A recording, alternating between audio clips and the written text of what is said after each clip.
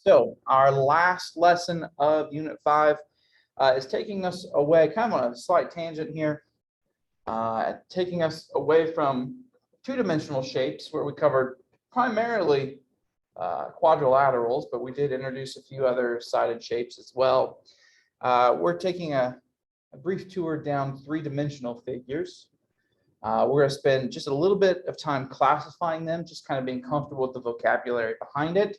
And then we're going to spend a good chunk of time today looking at how to calculate surface area. I know originally I said surface area and volume, but then I did a double check. We're just covering surface area. So the area of the outside of a shape. So think of it this way: if you were to try to gift wrap something, how much gift wrapping would it take to fully cover whatever shape it is that you're attempting to wrap? Basically what we're going to look for mostly today. But first we have some terminology here. First off, we have prism.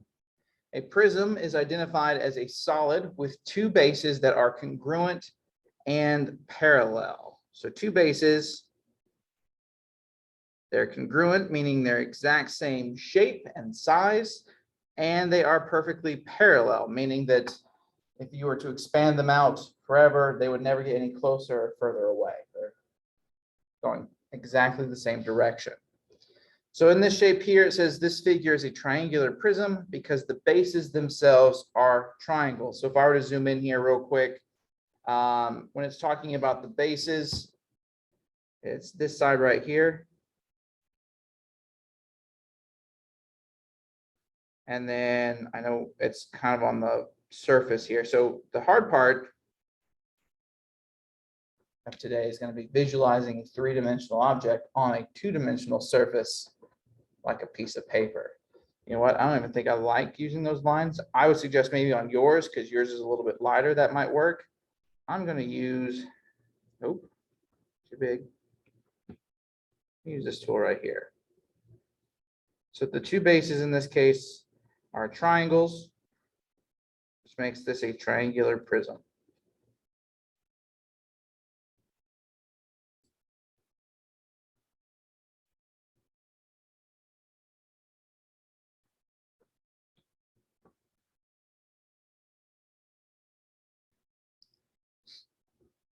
Next on our list is a pyramid. A pyramid is a figure that's referred to as a solid with one base and faces that meet at a single point. So this figure here is a triangular pyramid because its base is a triangle. So again, the base on this one is right here at the bottom. Yes, I do realize that the faces themselves, the other sides of this figure, are triangles as well. But in this case, this is considered the base. And all these other faces then meet each other at this unified point here at the top.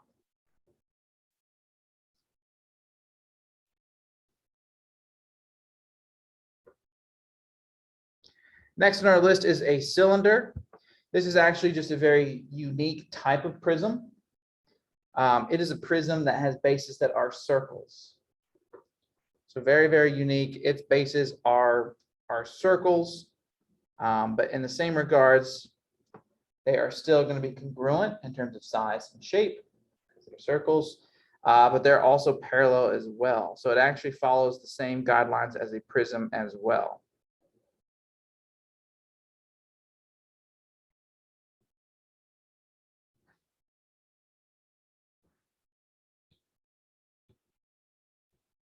So circular bases. Next one is a cone. So this is similar to a pyramid, but this time the base is a circle. So what that does, though, is since it is a circle and circles themselves don't have sides, that means that the sides of this pyramid are technically just one continuous piece that wraps around and forms a point at one end.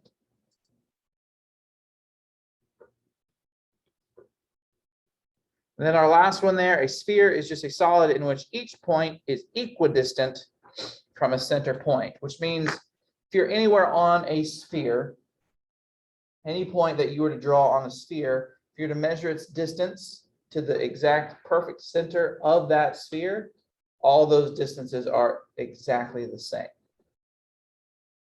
Now, technically, some people would say, well, the Earth is a sphere. Well, not actually, because if you think about it, we have mountains, we have valleys, we have the depths of the ocean. So there are points on the Earth where you're either further from the center or closer to the center, depending on your altitude or your elevation.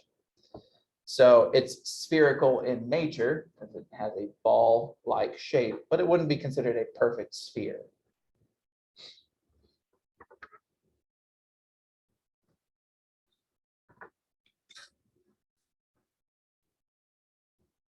All right, so with some of that vocabulary in place, we're going to classify some of these shapes here with as specific of a name as we can, and then also highlight the bases. You can use a little lines to do that if you don't have access to a highlighter, perfectly fine there. I'm going to use my highlighter though, just so it kind of pops in our notes. So first one here, what type of shape is this? It is a pyramid, but I'm going to push you one step further. What type of pyramid? Triangle. Close. So the one up above in our notes was a triangular pyramid because the base was a triangle. What is the shape of the base in this one? Rectangular pyramid. It is a rectangular pyramid. And it may be kind of hard to make out because it's relatively small, but hopefully here on this enlarged one with me zoomed in, you'll notice that this is a rectangle for the base. I know it's a rectangle because all four of those corners are 90 degrees. It's not a square because all four sides would have to be congruent. But then in this case, since the base is a rectangular, but all the sides meet at a point, this would be known as a rectangular pyramid.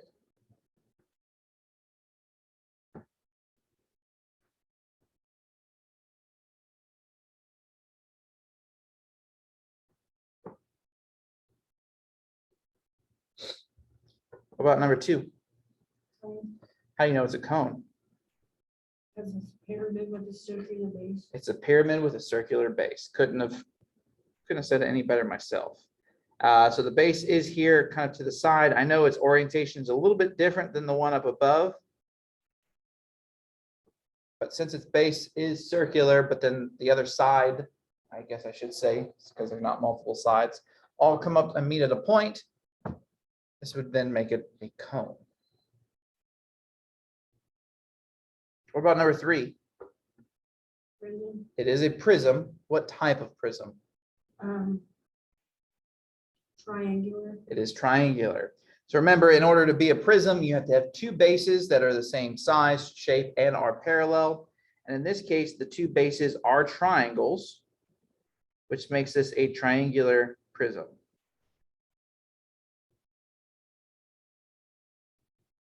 Again, don't let the orientation of it throw you off. Focus, look for what would be considered the bases to help you name these particular figures. So this is a triangular prism.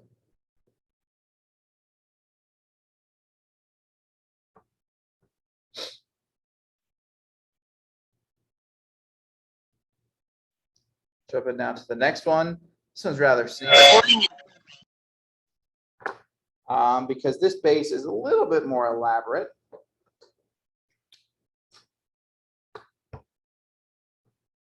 So I'm going to highlight it here. And if it's a bit small on yours, maybe look up at the screen and take a look at this base. How many sides does this base have? It's a octagon. Close. Octagon would be 8 sides. Octagon. Hexagon. Hexagon. Hexagon. Yes. So this word's a little bit strange. We're going to name it hexagonal. Has the word hexagon in it. Hexagonal what? Pyramid. Pyramid.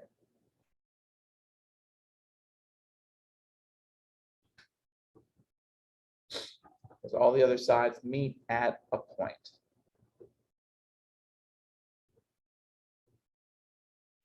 What about number 5? Cylinder. It is a cylinder. Now, correct me if I'm wrong, cylinders are just fancy prisms, right? Yes. But what makes them so unique? Circular basis. They have circular bases.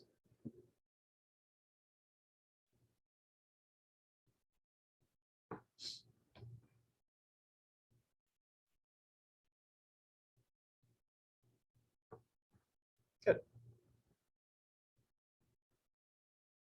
Number 6, Rectangular prism. rectangular prism. Now, again, here's where perspective kind of plays a role. Technically, if I wanted to argue that the bases were on the left and right here, I might be able to say this is a square prism, but one, I don't know for sure that those are squares. And then it's up for a big debate. I would actually say, might as well, since it's kind of sitting here at the bottom, I would use this very clearly identified rectangle as one of its bases, which means that its parallel base would be up here at the top.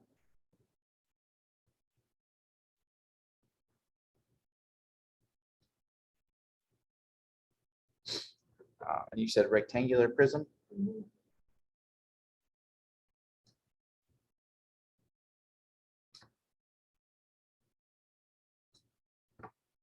Good. Number 7. I think it's a square prism. Ooh, so this one's sneaky. The bases, aren't they square? So that's the thing, though. If you are looking at this base down here, Mhm. which just to be safe, we'll say rectangular, because we don't know for a fact that all those sides are the same. Okay.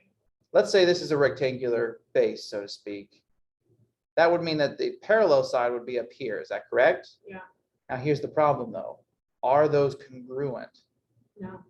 No. So in terms of defining it, those aren't the parallel congruent sets of sides. The two sides are the other two sides. The ones kind of one right up in our face and the other one kind of further Yeah, back. Those are on my shoe. That's fine. I'm going to go ahead and start highlighting it. You're looking at this face right Yeah. here. On my shoe.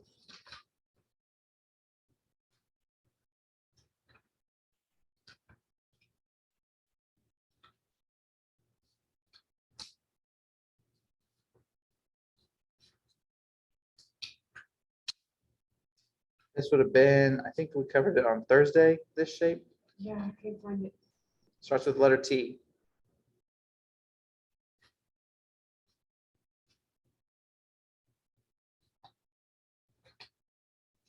Trapezoid. Trapezoid. So the bases on this one, because they have to be, in order to be considered bases, they have to be congruent, means same size, same shape, and they have to be parallel. So even though it's not sitting on these bases, it's actually one's right towards us and the other one's facing away from us. Those are the two sides that would fit that description. So this is a kind of a weird word as well. We would call this a trapezoidal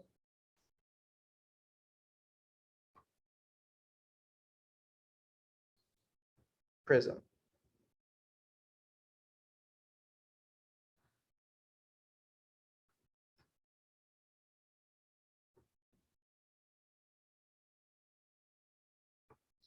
Number 8. Square pyramid. Aha, how do you know that base is a square? Because the base is a 90-degree. They have all 90 degrees, and because that could technically be a rectangle. Does anyone notice these little hash marks here? All the sides are congruent, right? That means all sides are congruent. So then we safely can say that this is in fact a square base. And since the other sides all meet at the same point, that makes it a pyramid. So we would call this a square pyramid.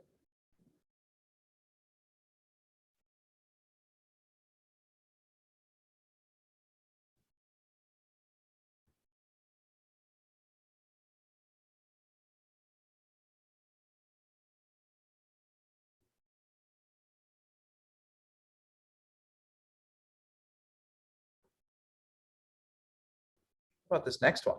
Is a heptagon Not quite. or an octagon. Octagon would be 8. Count the sides of the bases. How many sides do they have? 1, 2, 3, 4, 5. 5. We actually, in our government, have a building that is this shape. It's a pentagon. Pentagon.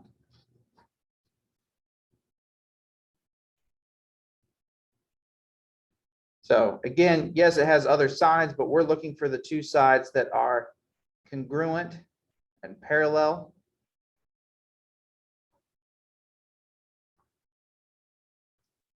This one would be then, so the bases are pentagons, so we would call this a pentagonal prism. Prism, not prison.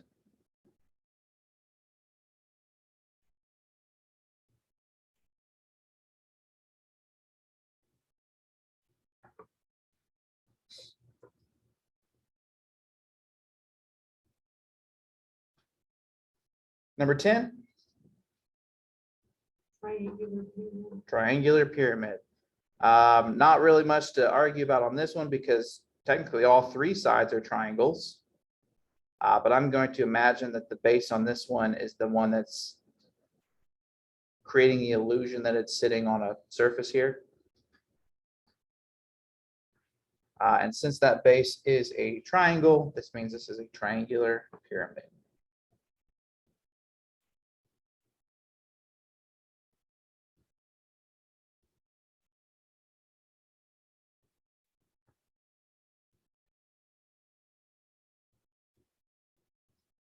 What about this next one? Would it be a triangular prism? It would be a triangular prism. So this one, kind of like the trapezoidal prism, the bases are kind of facing towards me and then away from me. But those are the congruent parallel sets of sides, which means those are then the bases. And to name it, it's all based off of the bases themselves.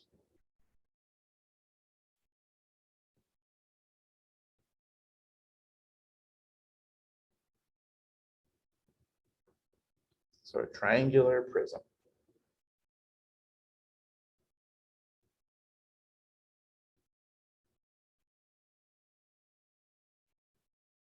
And then the last one Sphere. is a sphere. Nothing to actually shade on this one because a sphere, if it is a true perfect sphere, has no bases, has no sides. It is just seen as one continuous surface, so to speak. In the beginning of these notes, did you explain what prism means? I guess I've never really understood what the Yep. word. Okay, okay.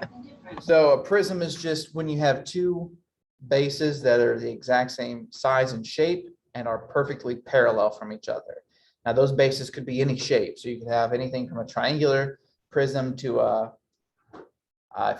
10-sided shape would be a decagon, so a decagonal prism.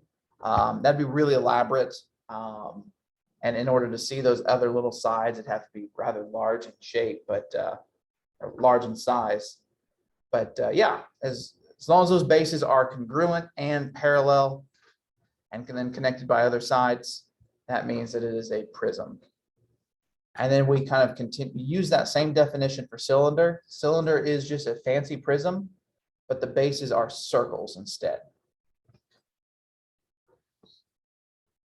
All right. So at least we have a little bit of vocabulary there just to kind of throw out and describe things. But what we're going to look at for the rest of the time today is calculating surface area. And it just throws us right into the middle of it here. But I'm going to highlight it real quick. It's supposed to be bolded, but I don't think that it is showing very well. We're going to find the surface area of first rectangular prisms, which also includes cubes. Cubes are just perfect square prisms where all the sides are exactly the same. And then we're going to look at how we do the same, find surface area for any other type of prism. So the reason why it's broken up into two sections on this page is because rectangular prisms are very unique in the sense that their measurements are very clearly defined. The ends are rectangles, gives us a very clear set of dimensions, the length, the width, and the height. And it is those dimensions that we'll use in the formula provided here. So you'll notice that three-dimensional shapes have, by definition, 3 dimensions. So this one, a rectangular prism, has both has all, including a length, a width, and a height. If you know those 3 dimensions, you can use this formula to drop in your lengths, your width, and your height into the corresponding locations. Now, having said that, I would highly recommend labeling each of them, one your length, one your width, one your height, so you don't accidentally use the same measurement for 2 different types of dimensions. That's going to scramble up your formula and ultimately then change your output. Now, here's another thing that's a little deceiving. Depending on which direction you look at a prism from, what one of us may consider the length, could the other person consider it the width? Yeah, and if we're, depending on what angle we're looking down at it on, some of us may say, well, that the height is this, but I'm looking at it from a completely different perspective. We could debate that all day. So it's all about perspective, but to make sure we are being consistent, it's going to be very important we label each accordingly. So for this first one, just to give you an example, I have a rectangular prism with dimensions 7, 13, and 9. What I'm going to do is I'm going to say that the 7 is my length, 13 is my width, and the 9 is my height. Because from there, I'm going to take that formula, surface area equals 2 times the length and the width, so 7 times 13,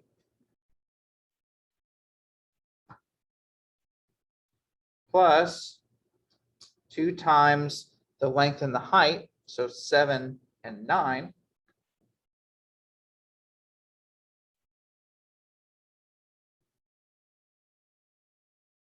plus 2 times the, what did I say, width and the height are the last ones that I have, so 9 and 13, well, 13 and 9.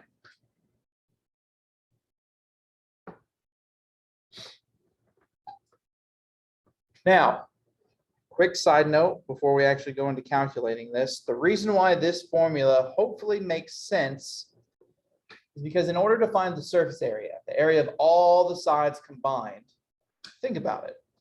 It's just a bunch of rectangles. You find one of these faces, in case this one that I'm highlighting right here, its dimensions for its area are width and height. So I do W times H. But if it's a prism, that means that this other opposite side has the exact same area. That's why we have a ×2 next to each of these. All the sides come in pairs. We have these two, we have the top and the bottom, we have the front left and the back right. They all come in pairs if it's a true prism, which is why we're able to use this formula as it's designed. Question. Yes. How do you figure that 7 feet is length? So here's the good news. If you were to say that 7 was the width and 13 was the length, where you drop the values may change, but you'll ultimately find the same surface area. Okay. So the reason why I suggested labeling them at the beginning, even if our labels aren't exactly the same, is so that we're at least consistent. So that every time I see an L, I always drop in the measurement for the length. And not get halfway through that formula and say, oh, my length is all of a sudden my width. And then I might accidentally mispair them. Because I was thinking that 13 was the length and the 7 was the width. And that'd be fine, as long as you kept that consistent start to finish. So you would still find all the areas of all the sides, and then because we're adding them all together, Okay. you'd still get the total surface area. Okay. So we would still come to the same conclusion. Oops. So my surface area, hopefully someone's checking my calculations here.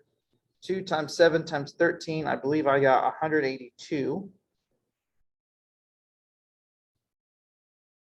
Yep. Then 2 times 7 times 9, I got 126.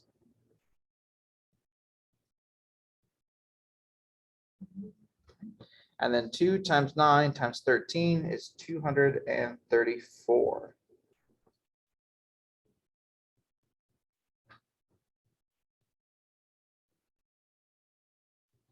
Adding them all together, 542. 542. And because we have units here and we're calculating area, it would be square feet.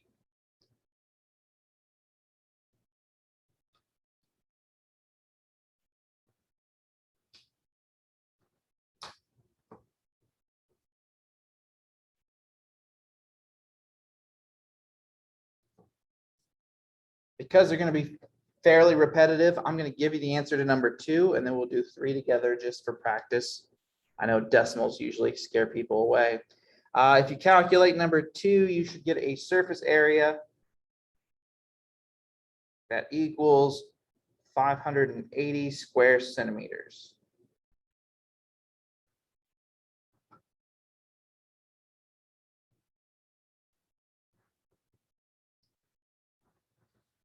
If you try it later and you're not getting that value, talk with me. Odds are you maybe just misplaced some of your dimensions. Number 3, again, just so we're consistently using them, I'm going to label 11 inches as my length, 6 inches as my width, and the 1.5 inches as my height.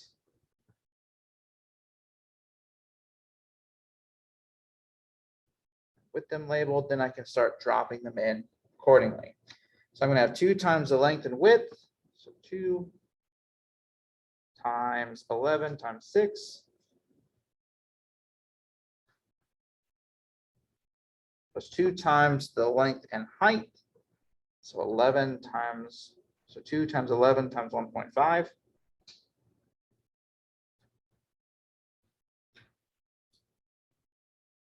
It's 2 times the width and the height. So that's the 6 and the 1.5. So even though there's decimals in here, it doesn't change how you drop them into the formula. It doesn't change the math involved. I believe here 2 times 11 times 6 is 132. Yes. Okay. 2 times 11 times 1.5, I believe. Yep, 33. And then 18. The last one's 18. Add those all together for a grand total of 183. 183. That should be square inches.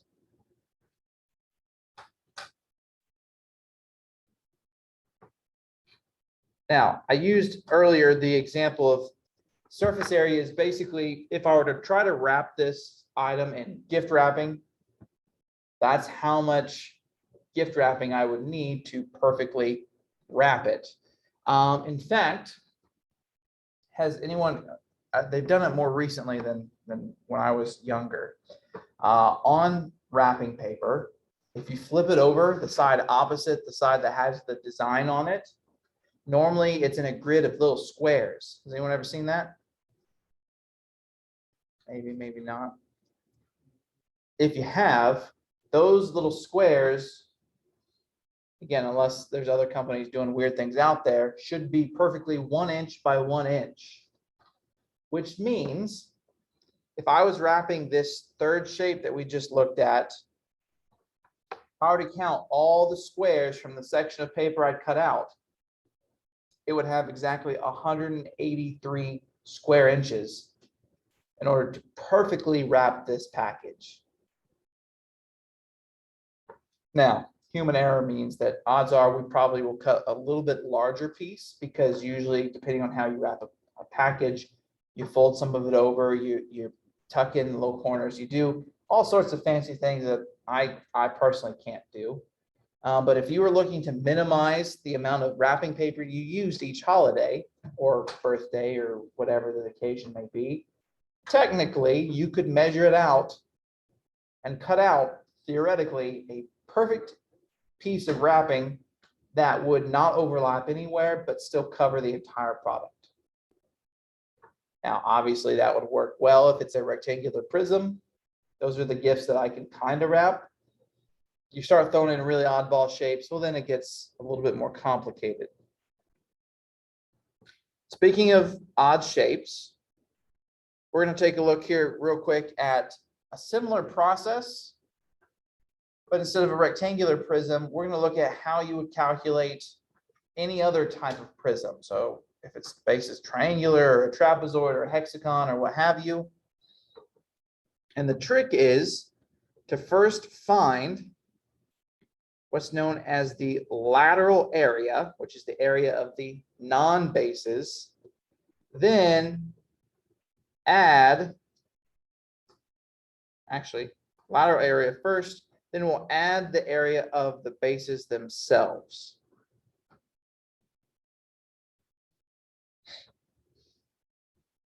So we have two parts to this formula. To find the lateral area, we're going to take this h times p, which if you look below, it's going to be the height between the two bases times the perimeter of one of the bases. So depending on the shape, we're going to have to calculate the perimeter.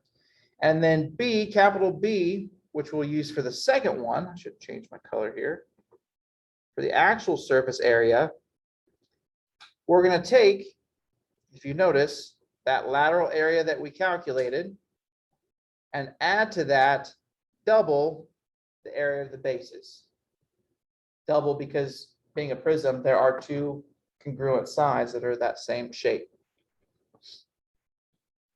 So let's try it out. We have the formulas there. Let's identify the pieces first. I'm going to write them across the top. So let's see here.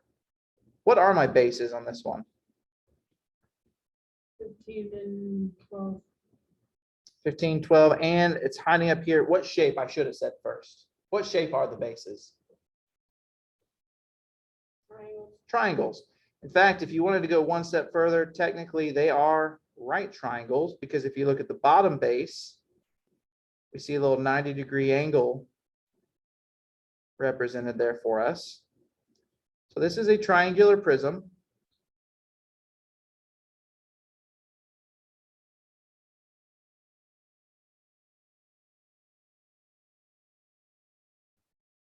And so as I'm identifying the pieces here, what would be the height? So the distance between those two bases.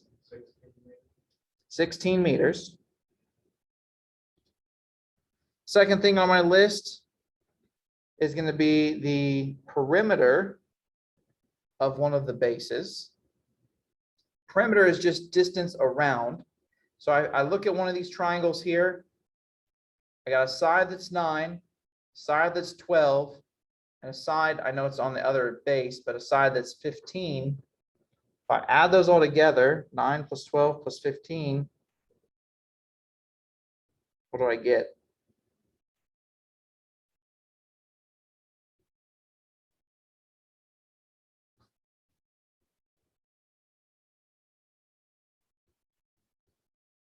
$36. 36. So I want to make sure I don't lose these. So give me just a second here. That's 36 meters for the perimeter. My height is 16. My perimeter of the base is 36. The last thing that I need to do is I need to find the area of one of the bases. So that was denoted with a capital B. What is the shape of the base again? Triangle. Triangle, which, in case you have forgotten, area of a triangle, squeeze it in above here, equals 1/2 times the base of that triangle times the height of that triangle. Not to confuse it for the height of my prism. So for a moment, to find the area of one of these bases, we need to imagine we're looking at just one of these triangles by itself. So to do this, I would say, depending on your own personal perspective, I would not use the hypotenuse. That does not tell me the height of that triangle. I would use maybe the 9 as the base and 12 as the height of that base to drop it into this formula.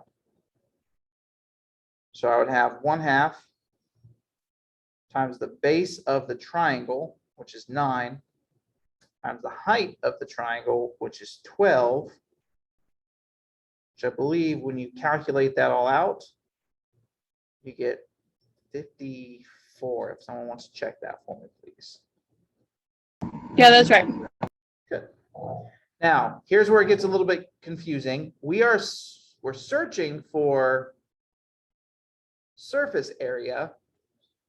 That B is only the area of one of the bases. We'll come back to it. That's just one of the values that I needed in order to figure out the entire surface area.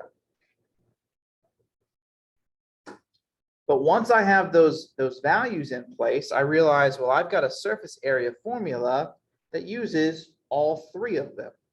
So I'm going to drop them into their respective places. That is not the pen that I wanted.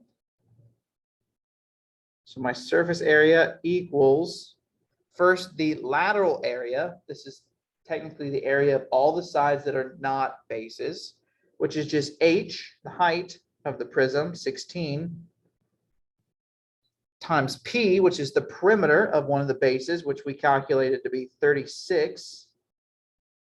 So that's the lateral area. And we're going to add to that the area of the 2 bases. Well, we know the area of one of them is 54 square meters. We're going to multiply that by 2 because there are 2 bases that have that same measurement. Now that I've dropped them all into their respective locations, 16 times 36, I believe, is 576. And 2 times 54 is 108. So when I add them both together, 684. 684 square meters.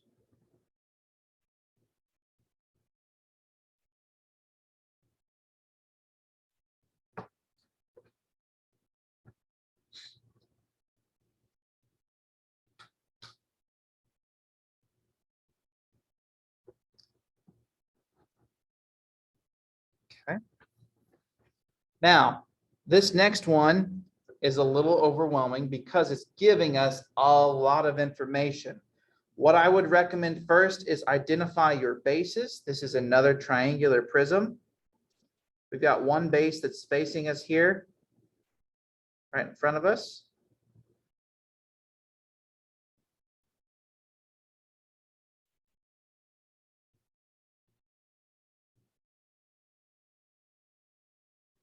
And then the other base then is facing away from us. So there's going to be some overlap here, but that's okay. It's what happens with 3-dimensional shapes on a sheet of paper.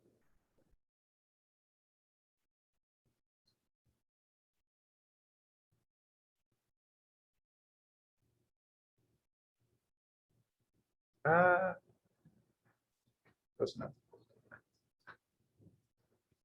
Now, for this one, because it's very similar to the previous one, I'm going to help find the values that we need for the surface area, but then I'll leave the rest for you to calculate.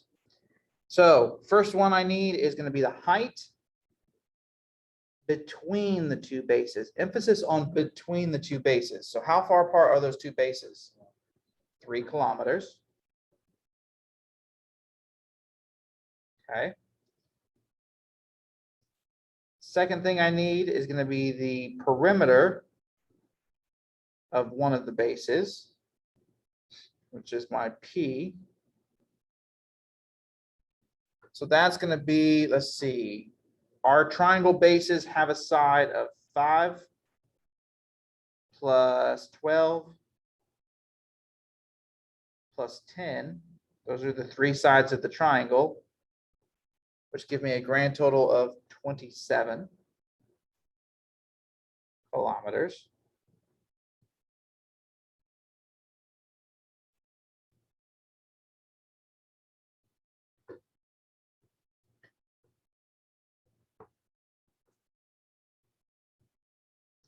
And then the last one, because it is a triangle again, we're going to use that same formula I mentioned up above.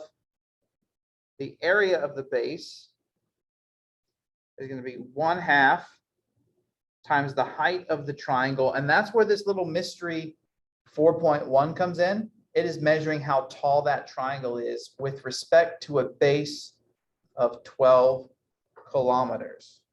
So 1/2 times the base of 12 times the height of 4.1, which I believe when you throw those numbers into a calculator, I believe you should get 24.6 if someone wants to check that for me.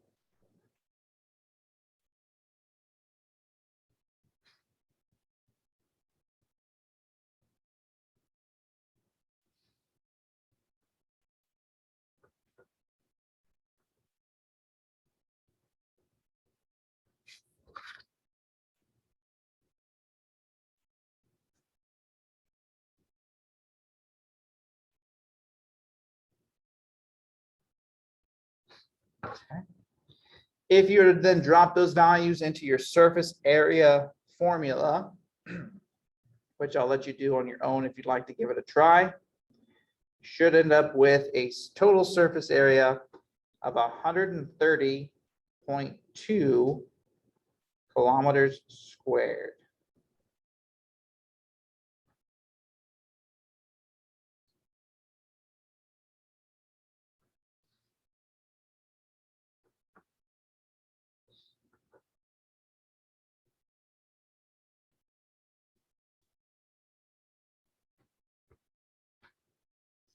Now, here's where things start to get a little bit more challenging. As we know with prisms, the bases can be literally any shape whatsoever, so long as those two bases are congruent and parallel to each other.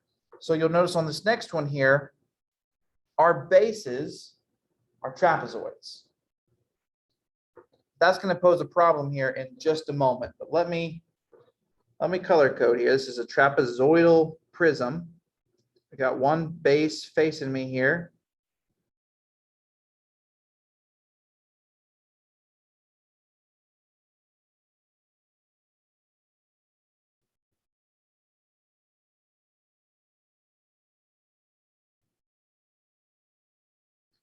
And then we got the other base facing away from us.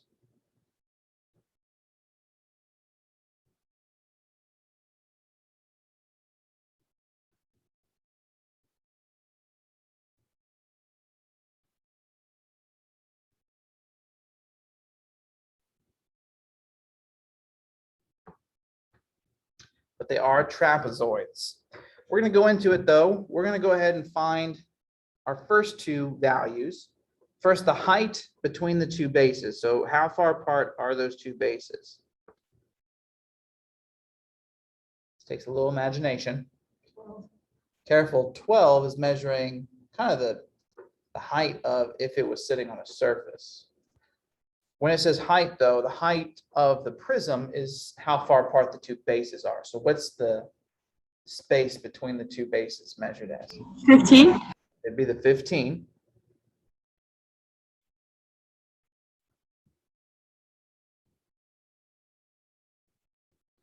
Then the next on our list, it is a trapezoid. So as we go to find the perimeter of the bases, it's a four-sided shape. So there's four values we have to find there. Looks like two of the measurements are on the front-facing base. The other two are on the back-facing base. But in total, it looks like we're adding 12 plus 23 plus 18 plus 20, which I believe gives us a total of 73 feet for the perimeter of one of the bases.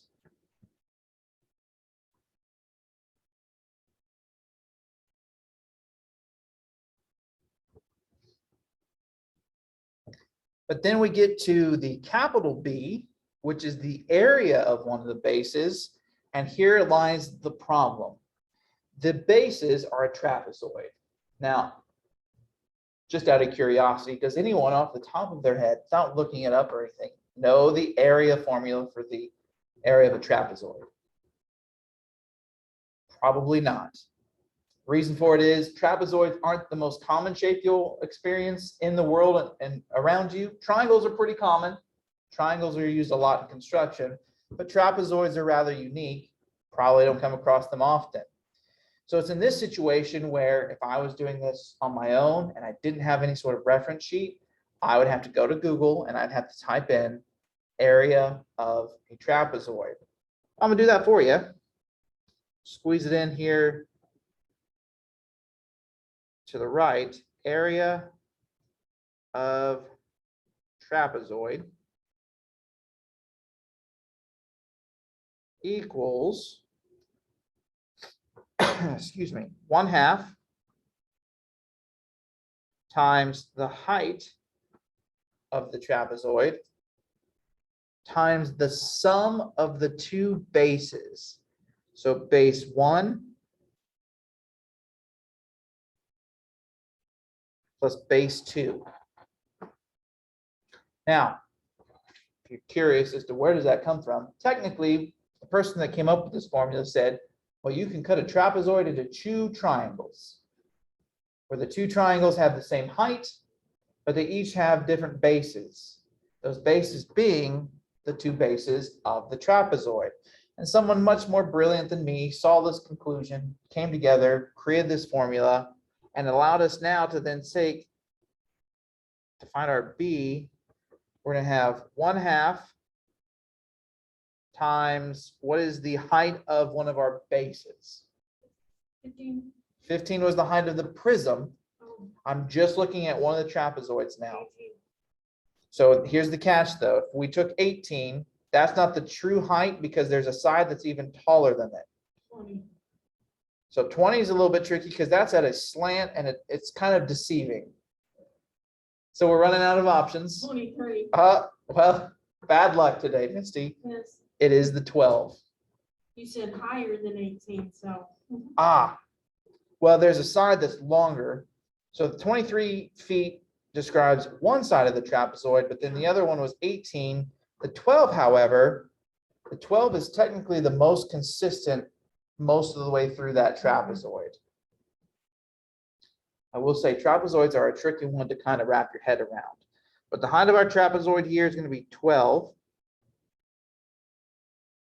What are the two bases then of that trapezoid? 20. So 21 is kind of like, I don't want to say hypotenuse because this isn't a triangle, but it's kind of like a hypotenuse to where it's special. It's a slant. It's deceiving. 23 and 18. The 23 and 18. Actually, to think of it this way, throw it back to our notes from a previous lesson. The bases of a trapezoid are always parallel. So the height would be how far apart those bases are, which is why we use the 12. And then that 20, well, that's just the side that's doing its own thing. With a little bit of calculation here, we should get that the area of that base, which is a trapezoid, is 246 square feet.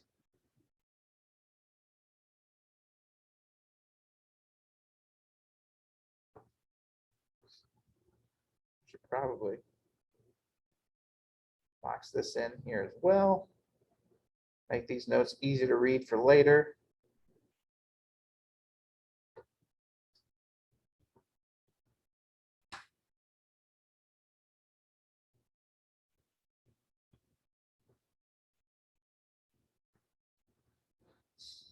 Now, we haven't even gotten to the surface area yet. We had to go through a kind of a roundabout path to figure out the area of our base. But now that we've done all of that, we can drop in these values. Our surface area equals the lateral area, which is the height of the prism times the perimeter of the base. So H and P, 15 times 73, plus 2 times the area of the base. So 2 times 246. 15 times 73, I believe, is 1,095. plus 492. It's 492. It's 1587 feet squared. Good. For a grand total of 1,587 feet squared, or square feet, however you prefer.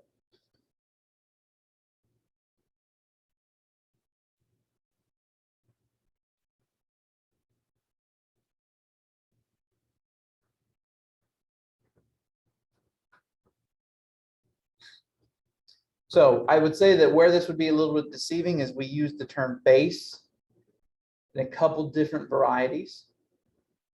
There's bases of the prism, but then we also talked about bases of the trapezoid, which was the shape, one of the bases of the prism.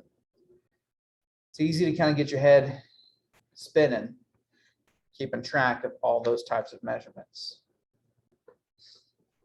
All right, next one. Same idea. I'm actually going to give you some of the values here on the, actually, I'm going to give you the area of a trapezoid formula yet again.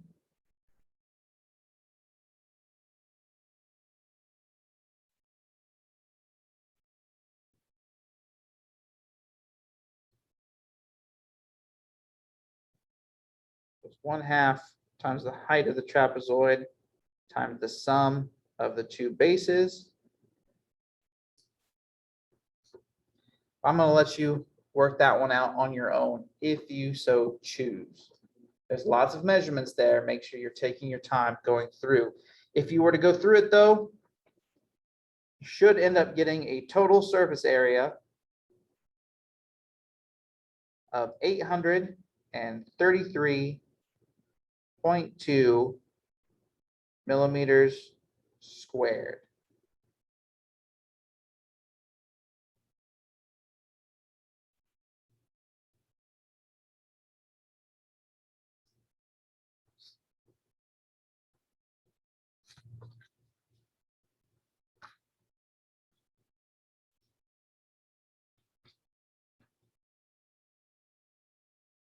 Number 8, I'm also going to have you do that one on your own. However, there is a missing piece of information you will need. I will help you find that.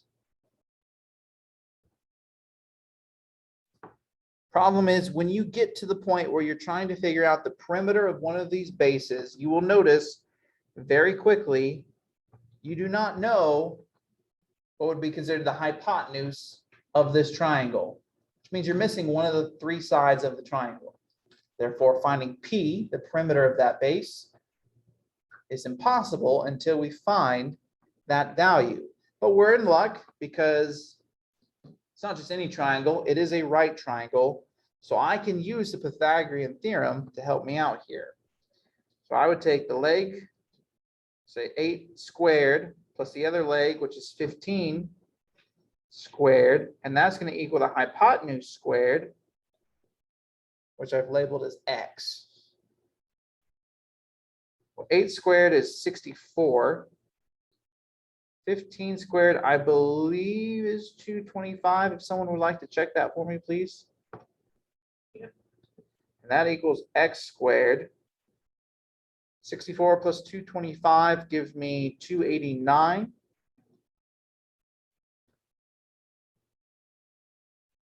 And then to fully solve it the rest of the way, you would take the square root of both sides. And you would get x equals 17, I believe.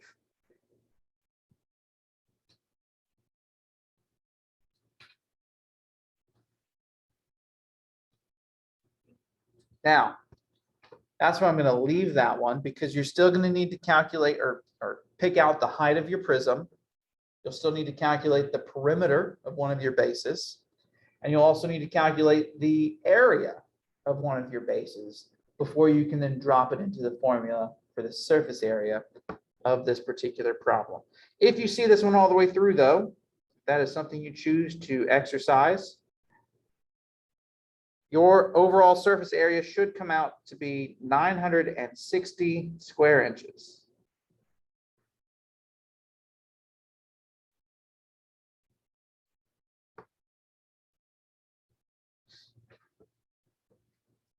Sometimes you're just going to have to find the missing pieces. Every once in a while, it is going to require you to throw back to previous knowledge to be able to work that out. Here, Pythagorean theorem came back, played in a role. That's only because we had a right triangle thrown into the mix. It's one of our bases, or as our two bases. All right, last little section here for today. Still calculating surface area, but this time we're taking a look at cylinders. Now, if you recall, cylinders are just a unique type of prism that have circles for the bases. Now, we're in luck here. We have basically the same process. We're going to use, we're going to calculate the lateral area and then add to that the area of the two bases. So what we're really working towards, in all honesty, we really want to use this formula right here. Now, there are some things in there that we're going to have to find or identify.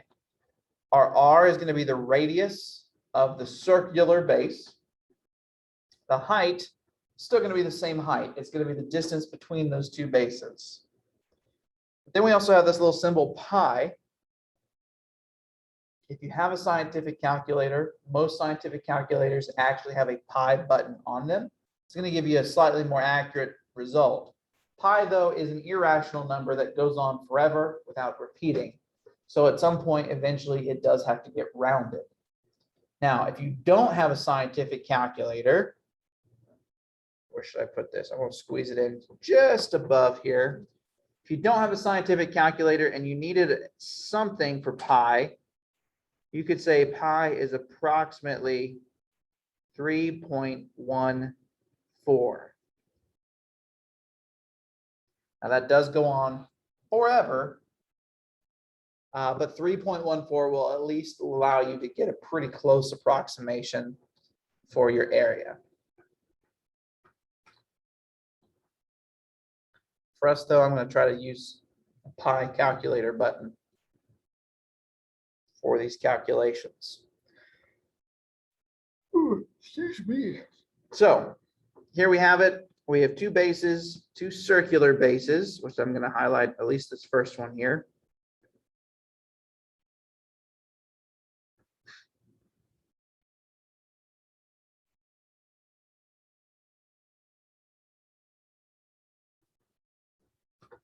And from that diagram, what is my radius? 11 yards, yep.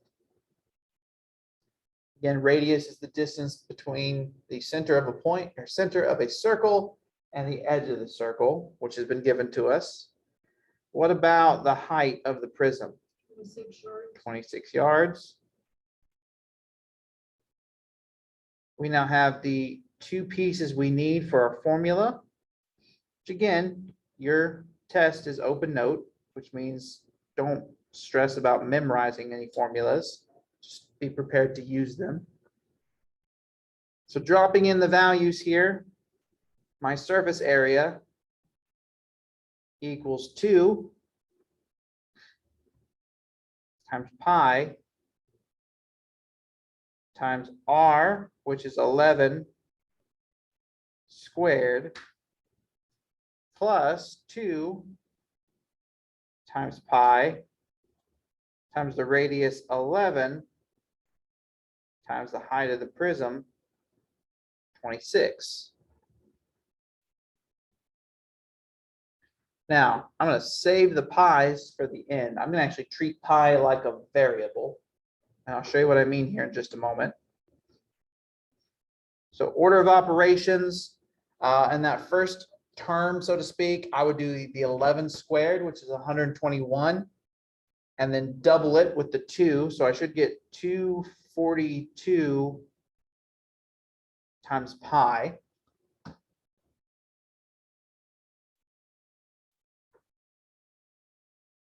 Plus, again, ignoring the pi for just a moment, 2 times 11 is 22. Times 26, I believe, is 572. Pi is still there. Like I said, we can treat those like variables, so to speak. What's 242 pi plus 572 pi?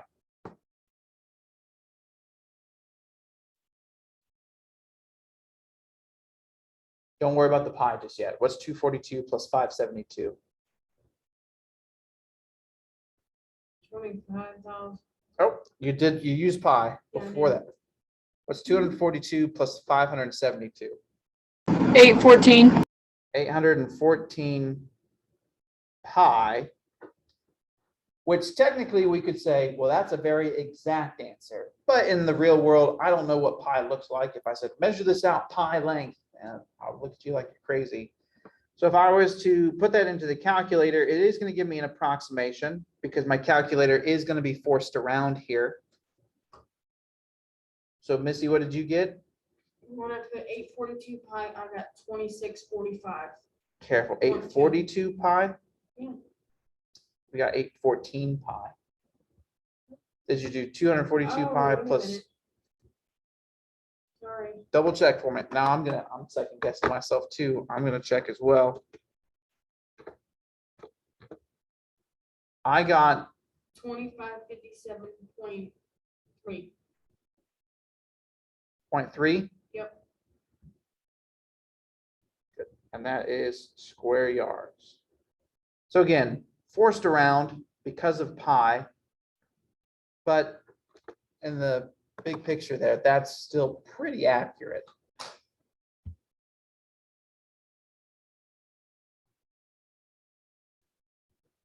So are these normally like big numbers that you end Sorry. up? Are these normally like big numbers that you end up with? Yeah, depending on the measurements you're given in the diagram, they can get pretty large pretty quick because you're using a lot of multiplication. So yeah, these numbers are going to be pretty large. Now, if you're getting things in like the hundreds of thousands, then I would go back and double check. But yeah, anything, 10,000 and below, I would say is fair game. Next one here, I'm going to let you guys work this one out on your own, but I will identify the two pieces we need. What is my radius? 15. Aha, tricked you. 15 is the diameter. The diameter goes through the center, measure it opposite points of the circle. The radius, Would be 9. nope, 9 is the height. 7.5. Is 7.5. How'd you come up with that, Tiara? I just divided 15 by 2. Yep. Radius is half the length of the diameter. Okay. So half of 15 would give us 7.5 meters. And then the height of our cylinder is going to be that 9 meters. From there, it's just a matter of plugging in those values, working through it like we did on the one above. I'll give you what you should end up with here in just a minute. So once you plug them in, simplify, work your way through it, you should get a total surface area of approximately 777.5 meters squared.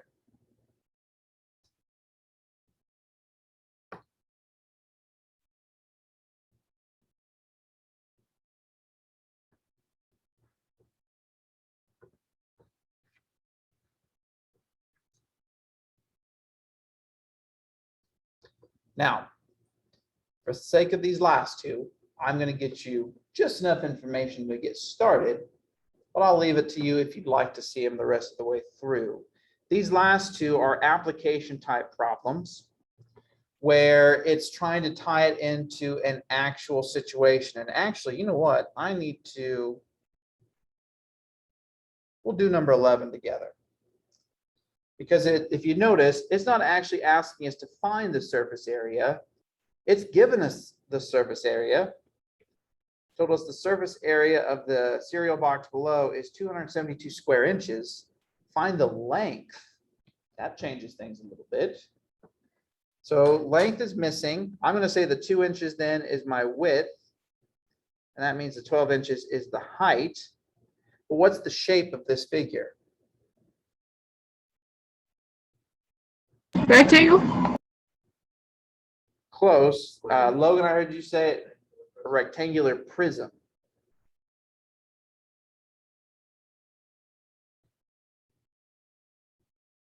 I know I was being a little picky there, but a rectangle technically is just a two-dimensional shape. This is a rectangular prism for which we had that surface area formula on the front, or well, on the previous page. So surface area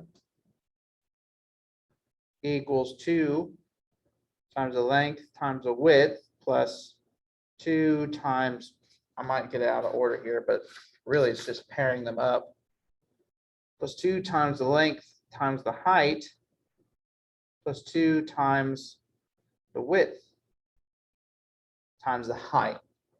The only thing that's different for this one is that the L is going to be the variable that we don't have something for. Everything else we can plug values in, starting with the surface area, which we were given was 272 square inches, equals 2 times L times W, which is 2,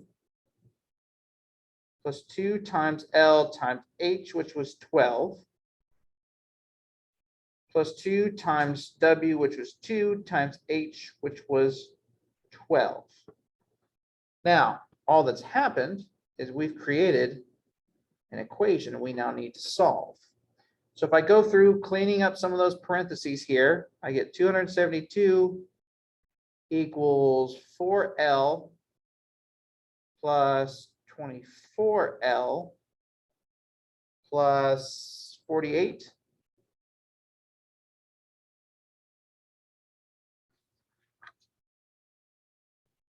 Combining like terms, I get 272 equals 28L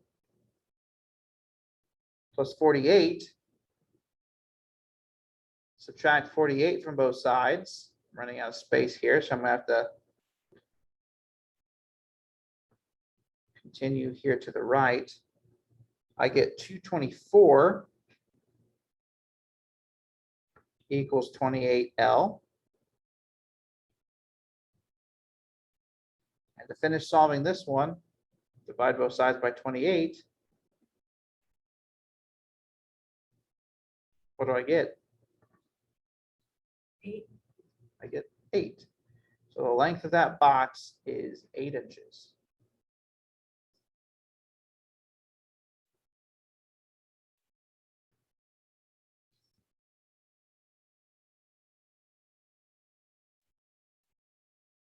Now, for the last one, it is a cylinder. It gave you the surface area, 51.84 inches squared.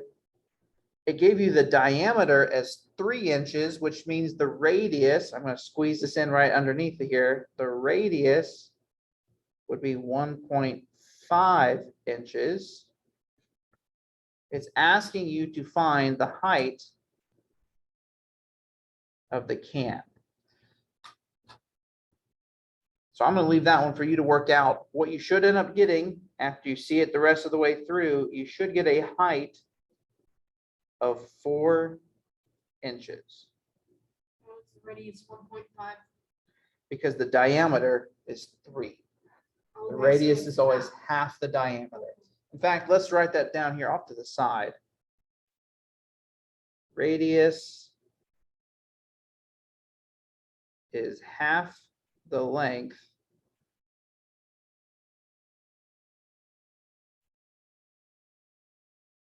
of the diameter.